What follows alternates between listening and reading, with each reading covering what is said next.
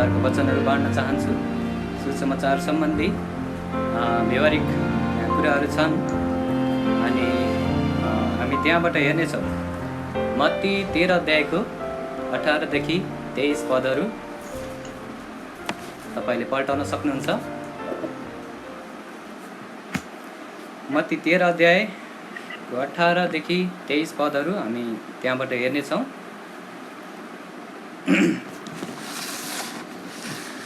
हुन्छ, तपाईहरूले पल्टाउनु भयो होला। अनि हामी त्यहाँ एउटा मुख्य विषयमा रहेर हेर्नेछौँ। अनि आजको मुख्य विषय रहेको छ सुसमाचार प्रति मानिसको प्रतिक्रिया कस्तो हुनुपर्छ। सुसमाचार प्रति मानिसको प्रतिक्रिया कस्तो हुनुपर्छ। अनि हामी 4वटा बुँदाहरूमा रहेर हामी यसलाई हेर्नेछौँ। पहिलो बुँदा रहेको छ सुसमाचारमा ध्यान दिनुपर्छ। सुसमाचारमा ध्यान दिनुपर्छ। अनि दोस्रो बुँदा रहेको छ सुसमाचार गम्भीर रूपमा लिनुपर्छ। सुसमाचार गम्भीर रूपमा लिनुपर्छ। अनि तेस्रो बुँदा रहेको छ सुसमाचारलाई यस संसारका धोकामय कुराहरूद्वारा निसासिन दिन हुँदैन। सुसमाचारलाई यस संसारका धोकामय कुराहरूद्वारा निसासिन दिनु हुँदैन। अनि अन्तिम अनि चौथो बुँदा रहेको छ सुसमाचार साँचो हृदयले विश्वास गरिनुपर्छ। सुसमाचार साँचो हृदयले विश्वास गरिनुपर्छ। मत्ती 13 अध्याय 18 देखि 23 पदहरू हामी यहाँबाट हेर्नेछौँ। अनि यसको केही सन्दर्भहरू तपाईँलाई बताउन चाहन्छु। अनि मत्तीको पुस्तकले मुख्य गरी ख्रिस्टलाई चाहिँ राजाको रूपमा देखाउँछ। अनि यो पुस्तकमा यहाँ अगाडिका अध्यायहरूमा तपाईँले हेर्नुभयो भने ख्रिस्टले चाहिँ आफूलाई प्रतिज्ञा गरिएको मसीहको रूपमा इजरायलीहरूको सामु आफूलाई प्रकट गर्नुभएको छ। विशेष गरी 1 देखि 10 अध्यायहरूमा तपाईँले देख्न सक्नुहुन्छ। तर त्यहाँ यहुदीहरूले इन्कार गरेका कुराहरू पनि छन्। तर वास्तवमा येशू ख्रिस्ट चाहिँ राज्य गर्नको लागि होइन, तर पापीहरूको निम्ति मर्न आउनुभएको थियो। अनि उहाँ चाहिँ मसीहको रूपमा प्रकट हुनुभएको थियो। अनि उहाँ इन्कार गरिनु हुने कुरा अनि मसीहको रूपमा प्रकट गरिनु हुने कुरा चाहिँ पुरानो नियमका भविष्यवाणीहरू पुरा हुनका लागि थिए। अनि उहाँ आफ्नै जातिद्वारा इन्कार गरिनु भएपछि 11 अध्यायमा त्यो इजरायलीहरूले चाहिँ उहाँलाई पूर्ण रूपमा इन्कार गरेको त्यो हामी देख्न सक्छौँ। अनि उहाँ चाहिँ अन्य जातिहरूतर्फ फर्किनुहुन्छ र 11 अध्यायको मत्ती 11 अध्यायको 28 पदमा चाहिँ उहाँले सबैलाई निम्तो दिनुहुन्छ र भन्नुहुन्छ, ए सबै परिश्रम गर्ने र भारीले दबिएकाहरू म कहाँ हो, अनि म तिमीहरूलाई विश्राम दिनेछु।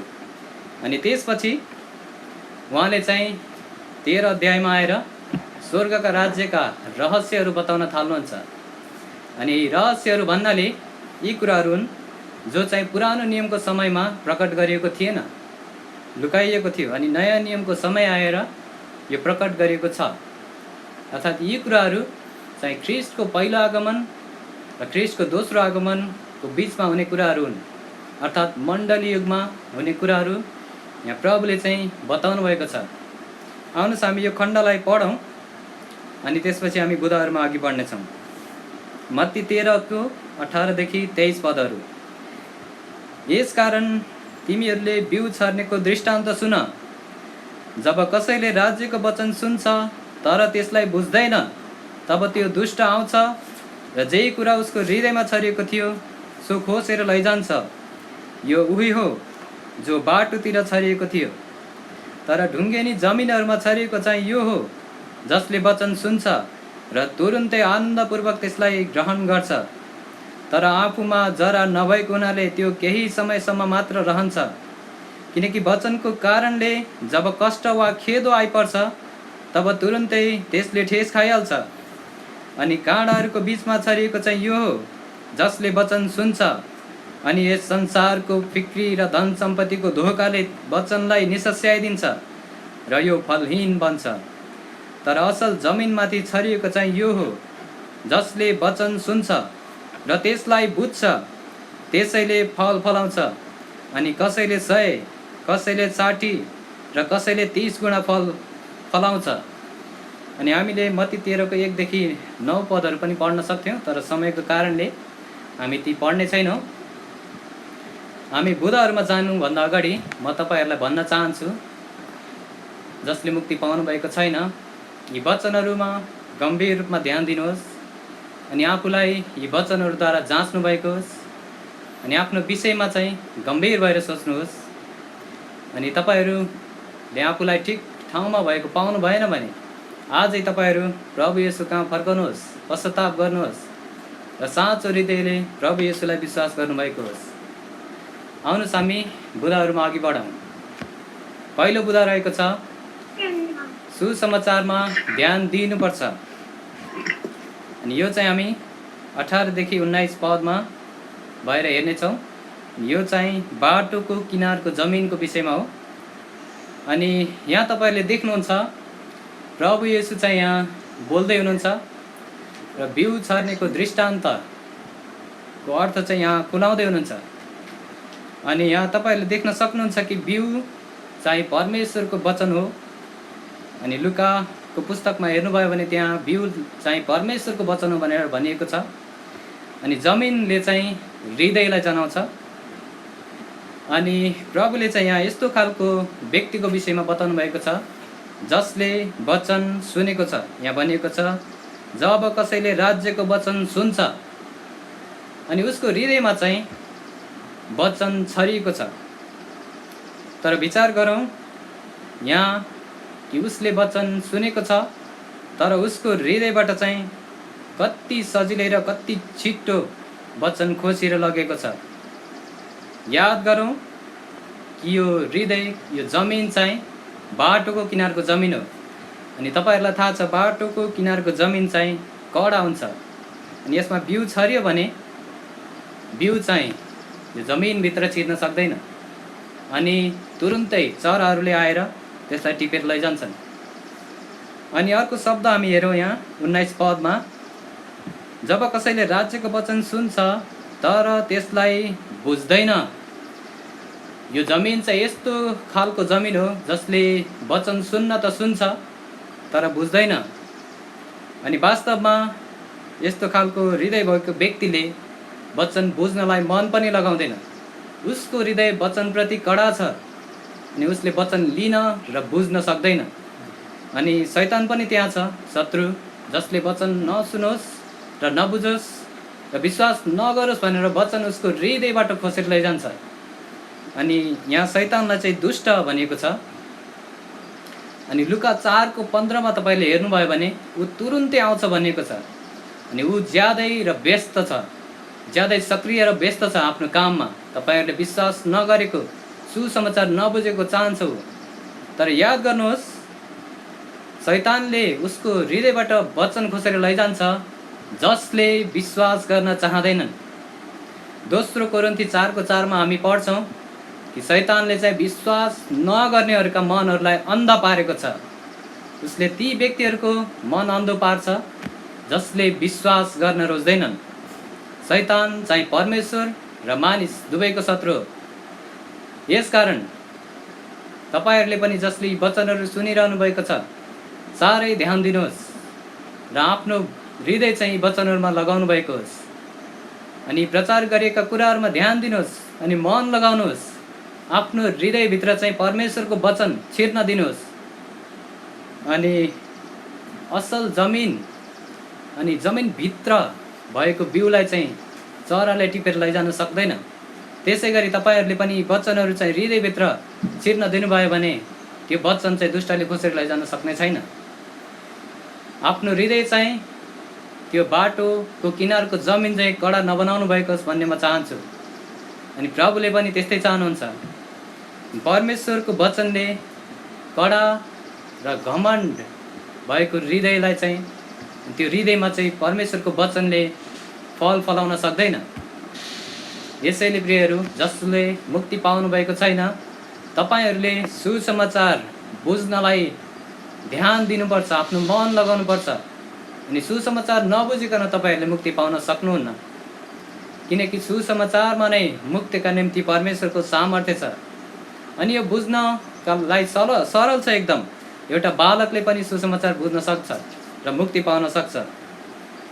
हामी अर्को बुदालाई हेर्नेछौँ। अनि अर्को बुदा रहेको छ, सुसमाचार गम्भीर रूपमा लिनुपर्छ। अनि सुसमाचार चाहिँ गम्भीर छ। हामी तपाईँहरूलाई थाहा छ होला अवश्य पनि। अनि सुसमाचार चाहिँ यही हो कि येशू ख्रीष्ट तपाईँको पापहरूको निम्ति मर्नलाई आजभन्दा 2000 वर्ष अगाडि यस संसारमा आउनुभयो। अनि तपाईँहरूको पापहरू धुनलाई उहाँले क्रुसमा रगत बगाउनुभयो। अनि उहाँ गाडिनुभयो र तेस्रो दिनमा बौरेर उठ्नुभयो। अनि उहाँ माथि विश्वास गर्ने चाहिँ नष्ट हुनु पर्दैन। अनि यी कुराहरू गम्भीर छन् प्रियहरू। यसैले हामी दोस्रो बुदामा हेर्नेछौँ, सुसमाचार गम्भीर रूपमा लिनुपर्छ। अनि यो चाहिँ हामी 20 र 21 पदहरूबाट हेर्नेछौँ। यो ढुङ्गेनी जमिनको विषयमा हो। अनि हामीले यसलाई पढ्ने छैनौँ समयको कारणले, तर 20 पदलाई हेरौँ कि यो जमिनमा केही सकारात्मक कुरा देखिन्छ। उसले वचन सुनेको छ। अनि हामी पढ्नेछौँ यसलाई 20 पद। तर ढुङ्गेनी जमिनहरूमा छरिएको चाहिँ यो हो, जसले वचन सुन्छ र तुरुन्तै आनन्दपूर्वक त्यसलाई ग्रहण गर्छ। हामीले देख्यौँ कि उसलाई बाहिरबाट हेर्दाखेरि चाहिँ विश्वास गरेको जस्तो देखिन्छ। उसले तुरुन्तै वचन ग्रहण गरेको छ, आनन्दपूर्वक ग्रहण गरेको छ। अनि उसको विश्वास सतै थियो भन्ने कुरा हामी 21 पदमा थाहा पाउनेछौँ। 21 पद हामी पढ्नेछौँ। तर आफूमा जरा नभएको हुनाले त्यो केही समयसम्म मात्र रहन्छ, किनकि वचनको कारणले जब कष्ट वा खेद आइपर्छ तब तुरुन्तै त्यसले ठेस खाइहाल्छ। अनि मर्कुस 4:17 लेखिएको छ, उसले थोरै समयसम्मको लागि मात्र विश्वास गर्छ। अनि लुका 8:13 पनि भनिएको छ, उसले थोरै समयको लागि मात्र विश्वास गरेको छ। अनि हामी देख्छौँ कि यहाँ वचनको कारणले त्यहाँ सतावट आएको छ। यो व्यक्तिलाई, उसलाई परीक्षा भएको छ। अनि अवश्य पनि वचन सुन्दै गर्ने भएका व्यक्तिहरूलाई यस्तो परीक्षाहरू अनि सतावटहरू आउँछन् नै। तपाईँहरूलाई पनि यी सतावटहरू र परीक्षाहरू आएको छ होला। अनि विचार गर्नुहोस्, शैतानले चाहिँ परमेश्वरका कुराहरूलाई घृणा गर्छ। अनि शैतान परमेश्वरको र मानिसको दुवैको विरोधमा छ। हामी यहाँ देख्छौँ कि यो व्यक्तिले चाहिँ तुरुन्तै ठेस खाएको छ र पछि हटेको छ। सुरुमा उसले विश्वास गरेको जस्तो देखिए तापनि जाँचको समयमा, त्यो परीक्षाको समयमा यो प्रमाणित हुन्छ कि उसले सतै रूपमा विश्वास गरेको थियो। अनि आफैलाई जाँच्नुहोस् तपाईँहरू, के तपाईँ पनि यस्तै सतै रूपमा विश्वास गर्नुभएको छ? होसियार हुनुभएको होस्। अनि हामी अर्को कुरा हेर्छौँ कि उसमा जरा थिएन। 21 पदमा तपाईँले हेर्नुभयो भने त्यहाँ देख्नुहुन्छ कि आफूमा जरा नभएको हुनाले। अनि बाइबलमा येशू ख्रीष्टलाई चाहिँ जरासँग तुलना गरिएको छ, जसले जराले रुखलाई सम्हाल्ने काम गर्छ। अनि जो व्यक्तिको जरा ख्रीष्टमा छैन ऊ धेरै समयसम्म टिक्न सक्दैन, ऊ लड्छ। अनि तपाईँहरूले विचार गर्नुहोस् कि तपाईँको जरा के कुरामा गाडिएको छ? के तपाईँहरूले आफ्नो जरा आफ्नो असल कामहरूमा गाड्नुभएको छ, अथवा के कुराहरूमा तपाईँको जरा गाडिएको छ? तपाईँहरूको विश्वासको जरा। तपाईँहरूले मुक्तिका लागि आफ्नै कामहरूमा भरोसा गरिरहनु भएको छ भने, यदि ख्रीष्ट तपाईँको जरा हुनुहुन्न भने तपाईँहरूले सतै रूपमा मात्र विश्वास गर्नुभएको छ। अनि यो खालको अवस्थामा हुनु गम्भीर खतरनाक कुरो हो अनि डरलाग्दो अवस्था हो। यो चाहिँ यस्तो सतै विश्वासदेखि तपाईँहरू होसियार हुनुभएको होस्। सुसमाचार गम्भीर कुरा हो प्रियहरू। अनि सुसमाचारद्वारा नै मान्छेले मुक्ति पाउन सक्छ। अनि यदि सुसमाचार विश्वास गर्नु हुँदैन भने, अनि सुसमाचार विश्वास नगर्ने व्यक्ति चाहिँ भयानक नरक, त्यो पीडाको स्थानमा पुग्नेछ। यसैले हामीले हेऱ्यौँ कि सुसमाचार गम्भीर छ अनि यसलाई गम्भीर रूपमा नै लिनुपर्छ। अनि तपाईँहरूले पनि सुसमाचारलाई हल्का होइन, तर गम्भीर रूपमा लिनुभएको होस्। अनि अर्को बुँदामा हामी जानेछौँ, तेस्रो बुँदामा सुसमाचारलाई यस संसारका धोकामय कुराहरूद्वारा निसासिन दिनु हुँदैन। अनि यो चाहिँ हामी 22 पदबाट हेर्नेछौँ। यो काँडे जमिनको विषयमा हो। 22 पद हामी पढौँ। अनि काँडाहरूको बिचमा छरिएको चाहिँ यो हो, जसले वचन सुन्छ अनि यस संसारको फिक्री र धन सम्पत्तिको धोकाले वचनलाई निसस्याइदिन्छ र यो फलहीन बन्छ। हामी यहाँ पाउँछौँ कि यो वचन चाहिँ यो जमिनमा पनि छरिएको छ। अनि यो व्यक्तिले वचन सुनेको छ, तर यो व्यक्ति चाँडै नै लुका 8को 4मा लेखेको छ, अघि बढ्दै जाँदा ऊ धोकामा पर्छ। अनि काँडाहरू जसले वचनलाई निसस्याइदिन्छन् ती चाहिँ यही संसारका छेडी कुराहरू हुन्। यही संसारको फिक्री, धन सम्पत्ति अनि अरू अभिलाषाहरू, यस जीवनका सुखविलासहरू, यी काँडाहरूले चाहिँ वचनलाई हृदयमा निसस्याइदिन्छन्। अनि के तपाईँको हृदयमा पनि यस्तै काँडाहरू छन्?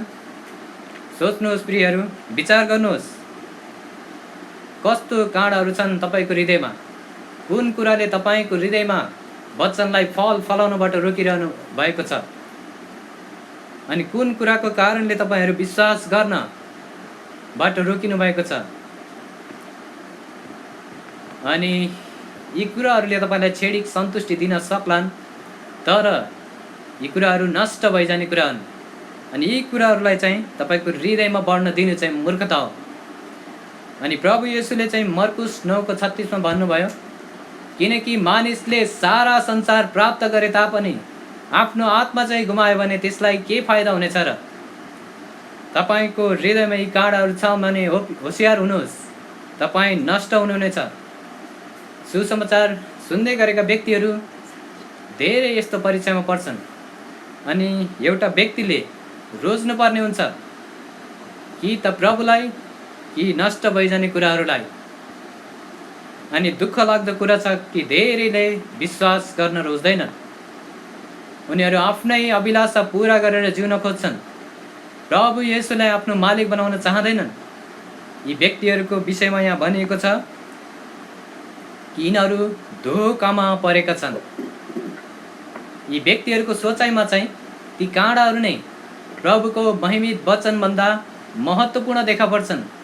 उनीहरूले प्रभुको वचन विश्वास गर्न रोजेर ती कुराहरू गुमाउन चाहँदैनन्। यी व्यक्तिहरूको विषयमा साँच्चै नै यहाँ भनिएको छ, उनीहरू धोकामा परेका छन्। अनि अर्को शब्द हामी यहाँ हेरौँ 22 पदमा, अन्तिम हरफमा तपाईँले यो पढ्न सक्नुहुन्छ, यो फलहीन बन्छ। हामी यहाँ थाहा पाउँछौँ कि यो व्यक्ति मुक्ति नपाएको व्यक्ति हो। अनि मुक्ति पाएको व्यक्तिको जीवनमा त्यहाँ केही न केही फल देखिन्छ, ऊ फलहीन रहिरहन सक्दैन। तपाईँलाई मुक्ति पाउनबाट र विश्वास गर्नबाट रोक्ने यदि तपाईँको हृदयमा काँडाहरू छन् भने हटाउनुहोस्। ती कुराहरूले तपाईँलाई केही फाइदा दिँदैनन्।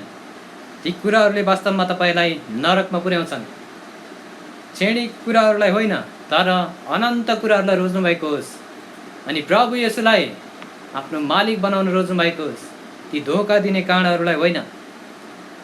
अनि ती काँडाहरूद्वारा अनन्त जीवनका वचनहरूलाई तपाईँको हृदयमा निसासिन नदिनुहोस्।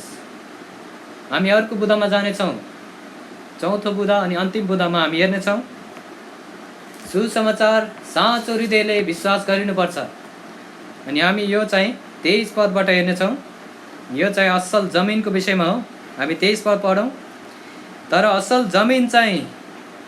असल जमिनमाथि छरिएको चाहिँ यो हो, जसले वचन सुन्छ र त्यसलाई बुझ्छ, त्यसैले फल फलाउँछ। अनि कसैले 100, कसैले 60 र कसैले 30 गुणा फल फलाउँछ, 30 गुणा फलाउँछ। अनि यो वास्तविक हो। तपाईँहरूले सुसमाचार चाहिँ साँचो हृदयले विश्वास गर्नुपर्छ। हामीले माथि हेऱ्यौँ कि त्यहाँ सतै रूपमा विश्वास गर्नेहरू पनि हुन्छन्, जुन सतै विश्वासद्वारा यो व्यक्तिले चाहिँ कहिल्यै पनि मुक्ति पाउन सम्भव छैन। हामीले यो व्यक्तिले चाहिँ साँचो हृदयले विश्वास गरेको थियो भन्ने कुरा चाहिँ उसको फलद्वारा थाहा पाउन सक्छौँ। अनि अर्को कुरा हेरौँ हामी यो व्यक्तिले चाहिँ वचन बुझेको छ।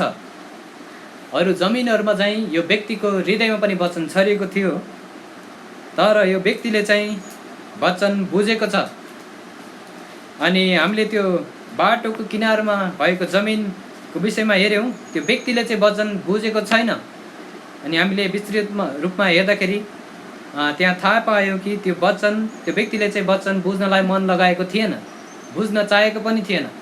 तर यो असल जमिनले चाहिँ बुझेको छ। अनि तपाईँहरूले अवश्य पनि विचार गर्नुभयो होला, यो व्यक्तिले कसरी वचन बुझ्न सक्यो।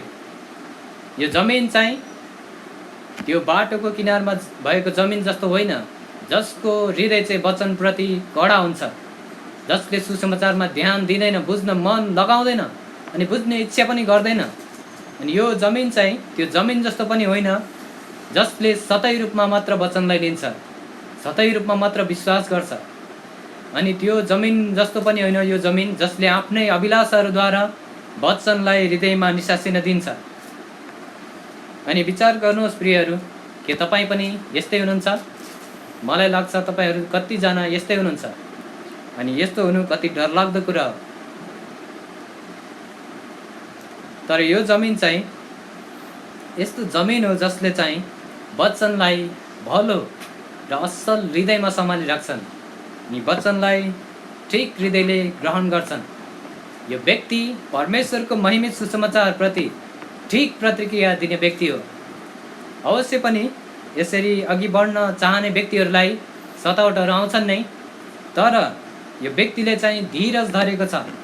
लुका 8:15 हेर्नुभयो भने त्यहाँ तपाईँले पढ्न सक्नुहुन्छ, उसले धीरज साथ फल फलाएको छ। अनि उसले परमेश्वरको वचनलाई चाहिँ आफ्नो हृदयमा काम गर्न दिएको छ, आफ्नो हृदयभित्र छिर्न दिएको छ। अनि ती धोका दिने काँडाहरू र अभिलाषाहरूलाई उसले इन्कार गरेको छ र प्रभु येशूलाई चाहिँ आफ्नो मालिक हुन रोजेको छ। ऊ वचनहरूको कारण ल्याउने दुःखहरू भोग्न तयार छ। उसलाई थाहा छ कि उसले अनन्त जीवन पाएको छ। अनि उसले यही संसारका थोकहरूलाई रोज्नेहरूको अन्त पनि जानेको छ र उसले चाहिँ बुद्धिमानी निर्णय गरेको छ। आज धेरै व्यक्तिहरू सुसमाचार सुनेर पनि त्यो भयानक नरकको दण्डले विश्वास नगर्नेहरूलाई पर्खिरहेको छ भन्ने कुरा थाहा पाएर पनि विश्वास गर्न रोज्दैनन्। अनि तपाईँहरूले विचार गरेको चाहन्छु म कि तपाईँहरूले सुसमाचार सुन्नुभएको कति वर्ष भयो? 1 वर्ष, 2 वर्ष, 5 वर्ष, 10 वर्ष अथवा त्योभन्दा बढी? सुसमाचार चाहिँ गम्भीर छ प्रियहरू, यसलाई गम्भीर रूपले लिनुभएको होस्। यत्तिकै नबस्नुहोस्, किनकि समय छोटो छ। चाँडै नै तपाईँहरूले यस संसारलाई छोड्नुपर्ने हुन्छ र आफ्नो हिसाब बुझाउन चाहिँ प्रभुको सामु खडा हुनुपर्ने हुन्छ।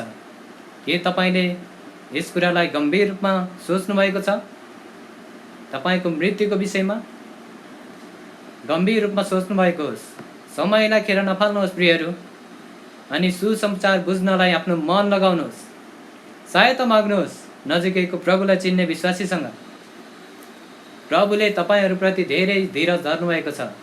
अनि यो धीरज, यो अनुग्रहको समयको चाँडै अन्त्य आउनेछ प्रियहरू। तर आजसम्म पनि तपाईँहरूलाई प्रभुले मौका दिँदै हुनुहुन्छ अनि तपाईँहरूको हृदयमा निरन्तर ढकढकाइरहनु भएको छ। प्रकाश 3:20 म पढिदिनेछु, तपाईँहरूले सुन्न सक्नुहुन्छ। हेर, म ढोकामा उभिन्छु र ढकढक्याउँछु। कसैले मेरो स्वर सुन्यो र ढोका खोल्यो भने म उसका भित्र आउनेछु र उसँग भोजन खानेछु अनि उसले मसँग खानेछ। ती किल्ला ठोकिएका हातहरूले जो प्रेमले गर्दा तपाईँको पापहरू धुनलाई क्रुसमा काँटीले छिँडिएका थिए, ती हातहरूले तपाईँको हृदयमा आज पनि प्रियहरू ढकढक्याउँदै हुनुहुन्छ। अनि के तपाईँले यति प्रेमिलो मालिकका निम्ति आफ्नो हृदय खोल्न रोज्नुहुन्न र? हिब्रूको पुस्तक 4 अध्यायमा लेखिएको छ, आज तिमीहरूले उहाँको आवाज सुन्यौ भने आफ्ना हृदयहरू कठोर नपार। प्रियहरू, ख्रिस्टको प्रेमिलो बोलावटलाई अझै स्वीकार गर्नुभएको होस्। ढिलो नगर्नुहोस् प्रियहरू, किनकि समय छोटो छ। अन्तमा म आशा गर्दछु कि तपाईँहरूले असल जमिनले झैँ परमेश्वरको वचनप्रति ठिक प्रतिक्रिया दिनुहुनेछ अनि तपाईँहरू सुन्ने र यत्तिकै छोड्ने व्यक्तिहरू हुनुहुने छैन, तर विचार गर्ने व्यक्तिहरू हुनुहुनेछ, सोच्ने व्यक्तिहरू हुनुहुनेछ अनि तपाईँहरूले निर्णय गर्नुहुनेछ। प्रभु येशूलाई आफ्नो मुक्तिदाताको रूपमा विश्वास गर्नुहुनेछ, ग्रहण गर्नुहुनेछ अनि प्रभुले तपाईँहरूलाई सहायता गर्नुभएको होस्।